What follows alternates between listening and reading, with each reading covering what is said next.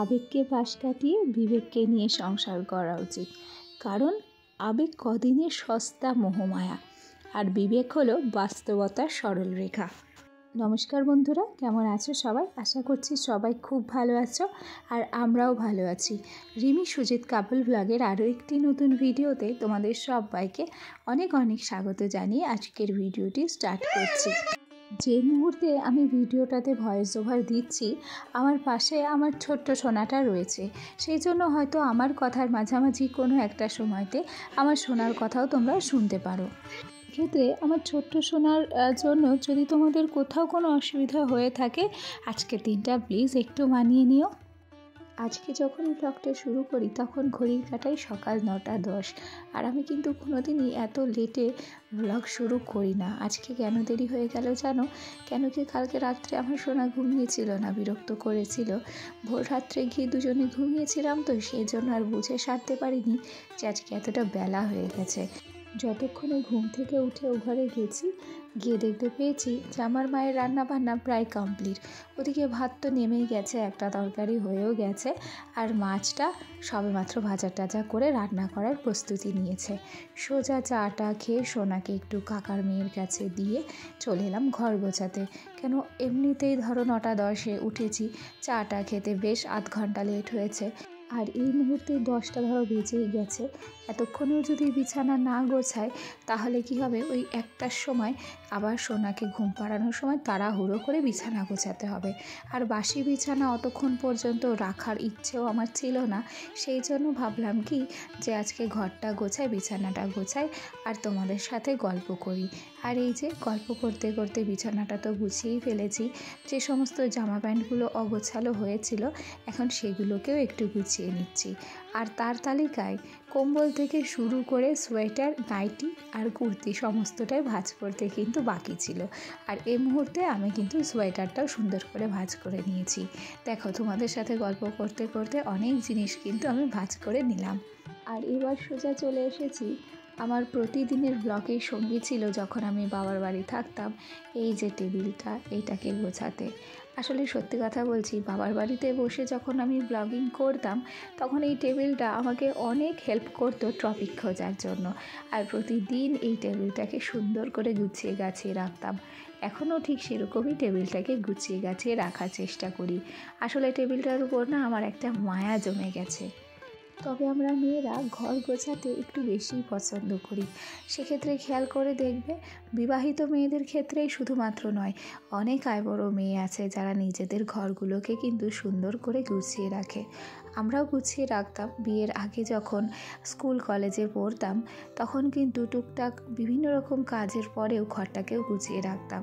সেক্ষেত্রে যখন জানো তো কলেজে পড়তাম, টিউশন পড়া থাকতো, নিজের পড়া থাকতো, পড়ানো থাকতো, সমস্ত কিছু করেও চেষ্টা করতাম নিজের ঘরটাকে, নিজের বই খাতাগুলোকে সুন্দর করে গুছিয়ে রাখার।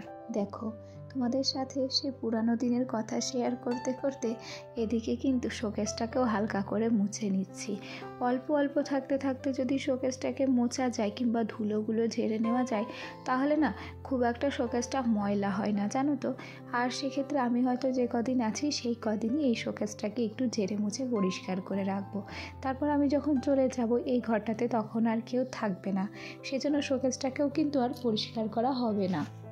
ওদিকে শোকেস মোছা কমপ্লিট করে সোজা চলে এলাম ঘরটাকে এবার ঝাড় দিয়ে পরিষ্কার করতে। এ পর্যায়ে একটা কথা তোমাদের বলে রাখি, যেটা না বললেই নয়। আমার যে সমস্ত বন্ধুরা প্রথম থেকেই আমার সাথে আছো, পাশে আছো, তোমাদেরকে কিন্তু অসংখ্য ধন্যবাদ জানাচ্ছি। তোমাদের ভালোবাসার জন্য আজকে আমি একটু একটু করে হলেও কিন্তু এগিয়ে যাচ্ছি। আর আমার যে সমস্ত নতুন বন্ধুরা যারা আমার ভিডিওটি আজকে প্রথম দেখছো, যদি কোনো কারণে আমার ভিডিওটি তোমাদের ভালো লেগে থাকে অবশ্যই কিন্তু একটা লাইক করো, কমেন্ট করো। আর হ্যাঁ, তোমরা যদি চাও তাহলে আমার এই ছোট্ট পরিবারের একজন মিষ্টি সদস্য হয়ে আমার পাশে থেকে যেও। এই মুহূর্তে তোমাদেরকে একটা ব্যাগ দেখালাম। এই ব্যাগটা আমার বর আমাকে এনে দিয়েছিল দীঘা থেকে। ব্যাগটা অনেক দিন আগে এনে দিয়েছিল, যত্ন সহকারে ব্যাগটা আমি রেখে দিয়েছি। আর এই যে বালতিটা দেখছো, এই বালতিটাও কিন্তু আমার আগে ব্লগের একটা সঙ্গী ছিল। কেন কি আমার এ বাড়িতেও আলমারি নেই, এবং ও বাড়িতেও আমার আলমারি ছিল না, জামা কাপড় রাখতে খুব অসুবিধে হতো।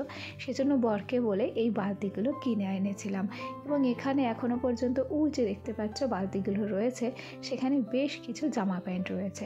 বালতিটা নোংরা হয়েছিল, সেই জন্য বালতিটাকে একটু আজকে পরিষ্কার করে নিলাম।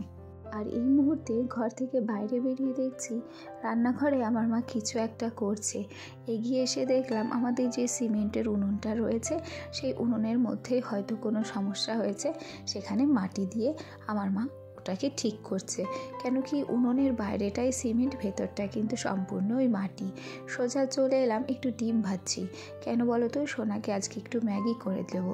আজকে একটা বোকামি করেছি, সোনাকে এই যে ডিম দিয়ে ম্যাগি করে দিয়েছি, তো আমার সোনা কিন্তু ডিম দিয়ে ম্যাগিটা খেতে একদমই পছন্দ করেনি, সমস্ত ম্যাগিটাই ফেলে দিয়েছে।